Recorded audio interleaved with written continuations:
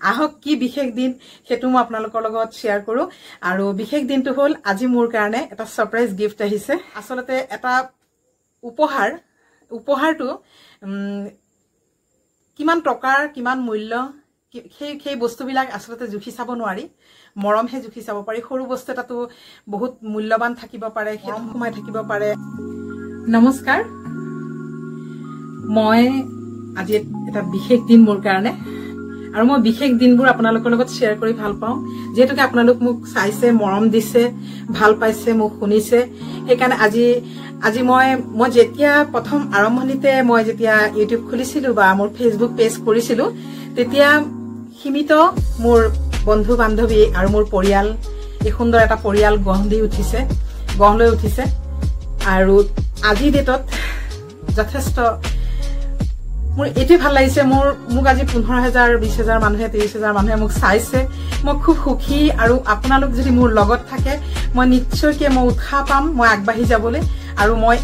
এই যাত্ৰাত আপোনালোকৰ সহায় নহলে মই যাত্ৰাটো কৰিব নোৱাৰিম আৰু আজি যেহেতু এটা বিশেষ দিন সেই বিশেষ দিনটোত মই যদি আপোনালোকৰ লগত শেয়াৰ নকৰো মোৰো মনটো অলপ বেয়া লাগিব আৰু যিজনে মোৰ এই বিশেষ দিনটো বনাইছে তেখেতক ধন্যবাদ জনাইছো আৰু তেখেতৰ ভৱিষ্যত উজ্জ্বল কামনা কৰিছো আৰু আহক কি বিশেষ দিন সেটো মই আপোনালোকৰ লগত শেয়াৰ কৰো আৰু বিশেষ দিনটো হল আজি মোৰ কাৰণে এটা সাৰপ্ৰাইজ গিফট আহিছে গিফট কোনে কৰিছে আৰু কিমান মৰম ভালপোৱা দিছে সেই গিফটটোত আসলতে এটা উপহাৰটো কিমান টকাৰ কিমান মূল্য সেই বস্তুবিলাক আসলতে জুখি চাব নোৱাৰি মৰমহে জুখি চাব পাৰি সৰু বস্তু এটাটো বহুত মূল্যবান থাকিব পাৰে হেতুত মৰম সোমাই থাকিব পাৰে আবেগ সোমাই থাকিব পাৰে আৰু যিজনে মোক সেই গিফটটো কৰিছে তেখেতৰ কথাও কম মই আপোনালোকক আৰু এই সাৰপ্ৰাইজ গিফটটো মই আপোনালোকক এতিয়া দেখুৱাম আৰু আনবক্সিং কৰিম কিনো আছে কি কথা মোক গিফটটো কৰিছে মই খুলি চোৱা নাই আজি চাম আৰু আপোনালোককো দেখুৱাম আহক এই গিফটটো মই আপোনালোকক দেখুৱাইছো এইটো আহিছে বাহিৰৰ পৰা চাইছো এইটো এটা ওয়াশিং মেচিন আছে আৰু মই এই গিফটটো আপোনালোকৰ লগত শেয়াৰ কৰিবলৈ ওলাইছো আহক মই এইটো আনবক্সিং কৰো আৰু আপোনালোককো দেখুৱাম মই কেচি এটা আনিব লাগিব এইটো কাটিবলৈ যেহেতু ইয়াত পেকিং কৰি থোৱা আছে কেচি এটা লৈ আহো আৰু আপোনালোক মোৰ লগত থাকিব বুলি মই আশা ৰাখিলো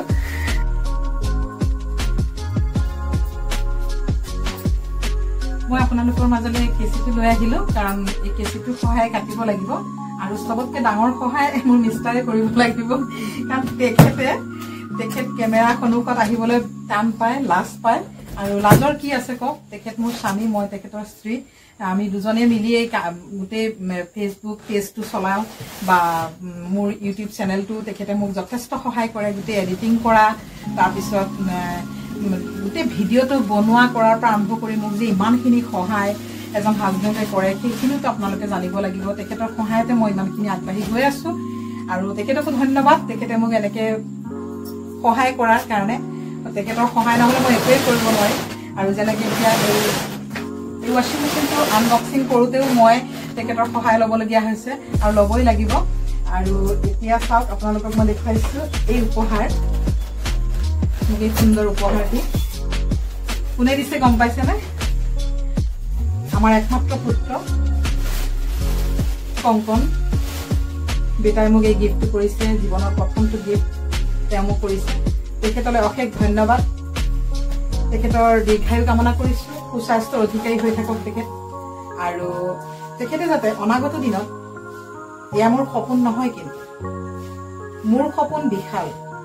সমাজৰ কাৰণে কিবা কৰাৰ মোৰ সপোন আৰু সেই সপোনত যাতে তেখেতে মোৰ সহায় কৰে মোৰ লগত থাকে সেইখিনি মই কামনা কৰিছো ঈশ্বৰৰ ওচৰত অকল আমি চেষ্টা কৰিলে নহব তেওঁ চেষ্টা কৰিব লাগিব আৰু লগতে ভগৱানে আমাক আশীৰ্বাদ প্ৰদান কৰিব লাগিব যাতে আমি এই যাত্ৰাত আমি তিনিওজনে মিলি পেলাই মোৰ সন্তান মোৰ স্বামী আৰু মই আমি তিনিওজনে মিলি যাতে এই যাত্ৰাত আমি সমভাগী হ'ব পাৰো আৰু আমি যাতে অনাগত দিনত ৰাইজৰ কাষ চাপিব পাৰো যিসকলক মই সহায় কৰিব পাৰো যিসকলক হাঁহি দিব পাৰো হাঁহি বিৰিঙাব পাৰো সহায় কৰিব পাৰো আশীৰ্বাদ বুটলিব পাৰো সেইখিনি কৰিবলৈ মই সদায় সাজু হৈ থাকো আৰু মই চেষ্টা কৰিম তেখেতসকলৰ ওচৰত যাবলৈ আৰু সব এই উপহাৰটি আজিৰ যুগত বহু মূল্যৱান নহয় কিন্তু পুত্ৰই মাতৃক দিয়া উপহাৰ সেয়েহে বহু মূল্যৱান বহুত মূল্যৱান সম্পদ এটা উপহাৰ আৰু তেখেতে যাতে অনাগত দিনত মোক ইয়াতকে মোৰ সপোনত যাতে তেখেতে উপহাৰ দিয়ে সেইটোহে মই বাস্তৱত যাতে তেখেতে ৰূপান্তৰিত কৰে সেইটোহে মই কামনা কৰিছো আৰু এতিয়া মই কিছু কথা ক'ব বিচাৰিছো এয়াতো আধুনিকতা সঁচা কথা ক'বলৈ গ'লে এয়া হ'ল আধুনিকতাৰ যুগত আধুনিকতাৰ বস্তু বৈজ্ঞানিক বস্তু বিজ্ঞান ভিত্তিত থকা বস্তু আমি সদায় কাপোৰ চাৰ্ফত দি চৰিয়াত ঘঁহি মোহাৰি ধুয়ে আমাৰ অভ্যাস আমি অতীজৰ পৰা তেনেকৈ কৰি আহিছো সেয়েহে আমি তেনেকৈ কৰিব লাগিব আৰু এয়া হ'ল কি মৰমৰ এই ৱাশ্বিং মেচিনটোক মই মৰম কৰি ৰাখিব লাগিব কাৰণ তেওঁ মোক এইটো উপহাৰ দিছে আকৌ এবাৰ কৈছো থেংক ইউ কংকন তোমালে আৰু মই কিছু কথা ক'ব বিচাৰিছো আজি মই এনেকৈ ঘৰত কথাই কৈ নাপাওঁ আচলতে ক'ৰবাত গ'লে মই ভিডিঅ' বনোৱা হয় কথা কোৱা হয় তথাপিতো মই আজি আপোনালোকৰ লগত কিছু কথা পাতিব বিচাৰিছো কাৰণ মা দেউতাই যেতিয়া এগৰাকী নাৰী প্ৰথম অৱস্থাত তেখেতে সৰু মাৰ গৰ্ভত থাকে আৰু গৰ্ভৰ পৰা যেতিয়া ভূমিষ্ঠ হয় তেখেতে তেতিয়া এগৰাকী কন্যা সন্তান হয়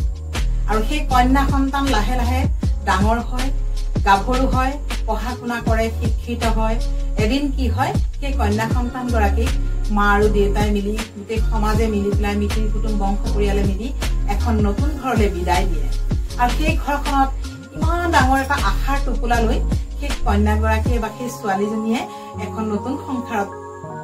পদাৰ্পণ কৰে আৰু তাৰ পৰাই আকৌ নতুন এক যাত্ৰা আৰম্ভ হয় এই যাত্ৰা কিন্তু বহুত কঠিন সকলোৱে জানে সকলো নাৰীয়ে জানে এই যাত্ৰা বহুত কঠিন সুখী কৰোঁতে কৰোঁতে কৰোঁতে কৰোঁতে নিজৰ যিবিলাক লাহ বিলাস সকলোখিনি পাহৰি যোৱা যায় আচলতে আমি সকলোকে সুখী কৰাতে ব্যস্ত হৈ থাকো কাৰণ কেতিয়াও কাকো সুখী কৰিব নোৱাৰি আচলতে তথাপিতো চেষ্টা আৰু সেই চেষ্টাটো কিন্তু পুৰুষে যিমানখিনি কৰে তাতকৈ 3 গুণ 4 গুণ বেছি নাৰীয়ে কৰে আৰু সেয়েহে আজি চাওক এটা সময়ত ছোৱালী আছিলো তাৰপিছতে বোৱাৰী হলো তাৰপিছতে মাতৃ হোৱাৰ গৌৰৱ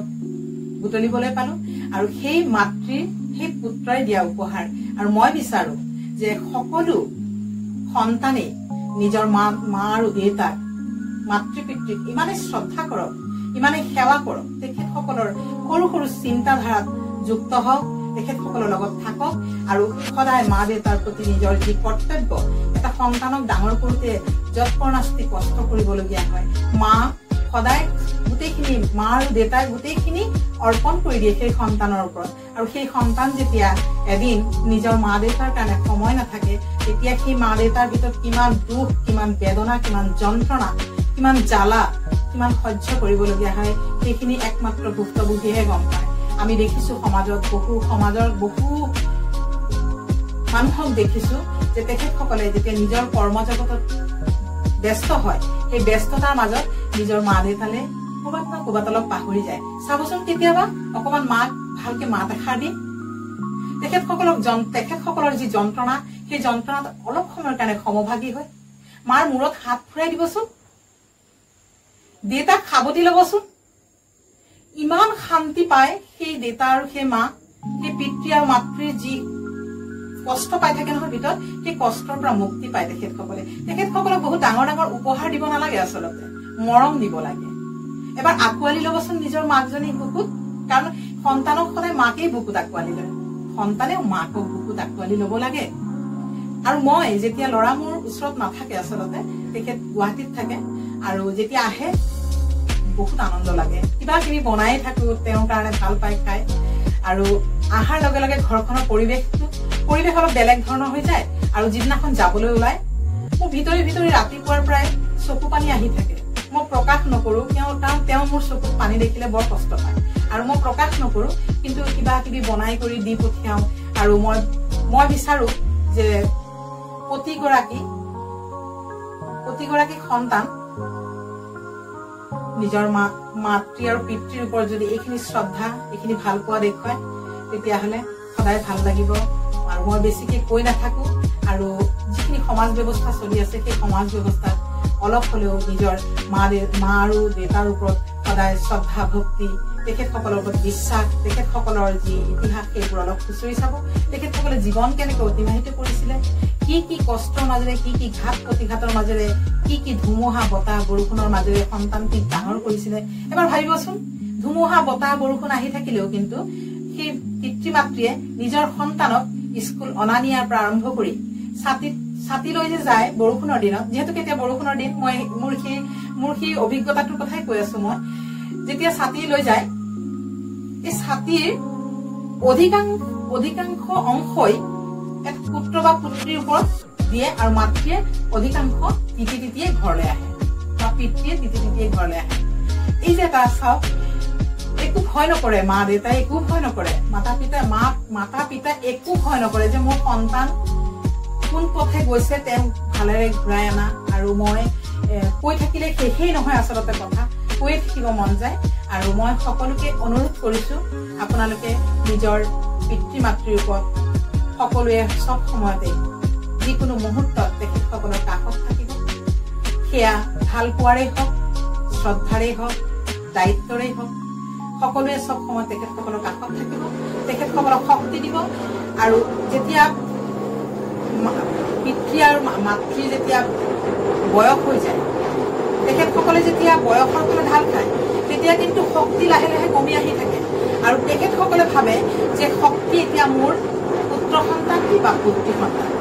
এই দুই সন্তানৰ ওপৰত তেখেতসকলে নিৰ্ভৰ যিহেতুকে মোৰ পুত্ৰী নাই মোক কেতিয়াবা লৰাই মোৰ হাতত এগৰাকী জীয়ৰী আনি মোক দিব সেইদিনলৈ মই বাট চাব লাগিব আৰু এতিয়া সময় হোৱা নাই বহুত কাম বাকী আছে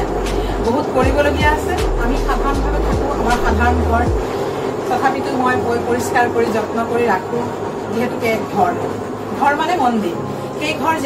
যেনেকুৱাই নহওক কিয় বাঁহৰ হওক খেৰৰ হওক মাটিৰ হওক ইটা গাঁথনিৰ হওক টাইলছৰ হওক মাৰ্বলৰ হওক ঘৰেই যিখন ঘৰক আমি সদায় নিজৰ মন্দিৰ বুলি সদায় শ্ৰদ্ধা কৰিব লাগিব তেতিয়াহে এদিন ভগৱানে চকু মেলি চাব আৰু ভগৱানক যিহেতু বিশ্বাস কৰোঁ সেয়েহে এই যাত্ৰাত আপোনালোক মোৰ লগত থাকিব আৰু মই মোৰ জীৱনৰ এই যাত্ৰাত আপোনালোক অবিহনে মই যাত্ৰা কৰিব নোৱাৰিম যিহেতুকে মই এগৰাকী গৃহিণী সেই গৃহিণীৰ মাজৰ পৰাই মই সদায় চেষ্টা কৰি গৈছোঁ সকলো সময়ত নিজৰ ব্যক্তিত্বটো দাঙি ধৰিবলৈ আৰু আপোনালোক মোৰ লগত থাকিব বুলি মই আশা ৰাখিলোঁ আৰু ইয়াতে মই ভিডিঅ'টো সমাপ্ত কৰিম বুলি ভাবিলোঁ আৰু এই সমাপ্তিৰ অন্তত এটা কথাই ক'ম আজি মই ৱাশ্বিং মেচিনটো আপোনালোকক দেখুওৱা নাই মই দেখুৱাইছোঁ পুত্ৰই মাতৃক মৰম কৰিলে এনেধৰণেই নহয় আৰু বহুত ডাঙৰ চিন্তাৰে মৰম কৰিব লাগিব আৰু কংকনক মই আকৌ এবাৰ ধন্যবাদ দিছোঁ তুমি আগবাঢ়ি যোৱা তোমাৰ এই জীৱন যাত্ৰাত তুমি চেষ্টা কৰি যোৱা এদিন সফল হবা বিফল নোহোৱা কিন্তু লাগি থাকিলে এটা কথা আছে আমাৰ অসমীয়াত লাগি থাকিলে মাগি খাব নালাগে আৰু সেয়েহে তুমি লাগি থাকা মাগি খাবলগীয়া নহ'ব তুমি যেনেকে মা দেউতাৰ লগতে তুমি যাতে আৰু 10জন মানুহক সংস্থাপন দিব পাৰা আৰু 10জন মানুহৰ কাষত থিয় হ'ব পাৰা মাৰ যিবিলাক মনৰ সপোনবিলাক সেই সপোনবিলাকক তুমি বাস্তৱ কৰিব পাৰা সেয়েহে তোমাক আশীৰ্বাদ কৰিছোঁ বাবা তুমি সদায় ভালে থাকা দীৰ্ঘায়ু হৈ থকা সেইটোৱে কামনা কৰিছোঁ আৰু তুমি নিজৰ চিন্তাধাৰাৰে নিজৰ জীৱনটো সুন্দৰকৈ সজাই লোৱা আৰু ভিডিঅ'টো মই ইয়াতে সমাপ্ত কৰিছোঁ আৰু আপোনালোক মোৰ লগত থাকিব বুলি মই আশা ৰাখিলোঁ আৰু এই ভিডিঅ'টো চাই কেনে পাইছে মোক জনাবলৈ নাপাহৰিব মোক অকণমান ছাবস্ক্ৰাইব কৰিব লাইক কৰিব কমেণ্ট কৰিব মোক আগবাঢ়ি যোৱাত সহায় কৰিব ধন্যবাদ।